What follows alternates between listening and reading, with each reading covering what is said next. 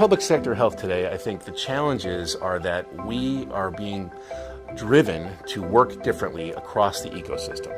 And there's no longer this notion that it's okay to try something and see how it works. We need to change fundamentally. That's a challenge because I think all of us who've worked in government realize that the institutional structures that have kind of stood in the way of that collaboration are still there.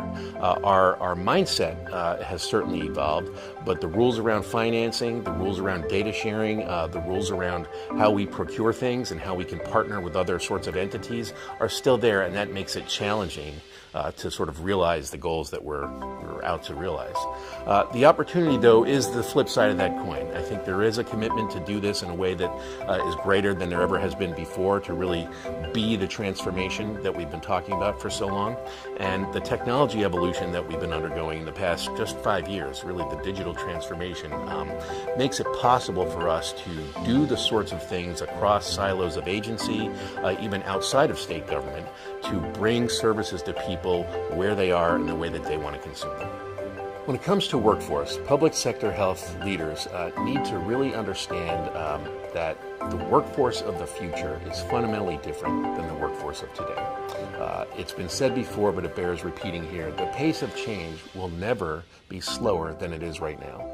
So what does that mean for public sector health agency leaders? It means we need to configure our workforce to be very versatile, to be able to see the entire scope of what the agency is on to do, so they can anticipate and satisfy the needs of consumers and of the programs that they're operating with.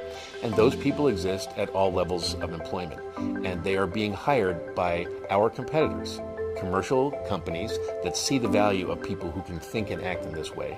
We as public sector agency leaders need to understand that that is the workforce of the future, and then do the hard work of changing the employment culture, the employment rules, the way in which we compensate people, or even the way in which we structure our organizations to give people, for example, greater flexibility to do new things.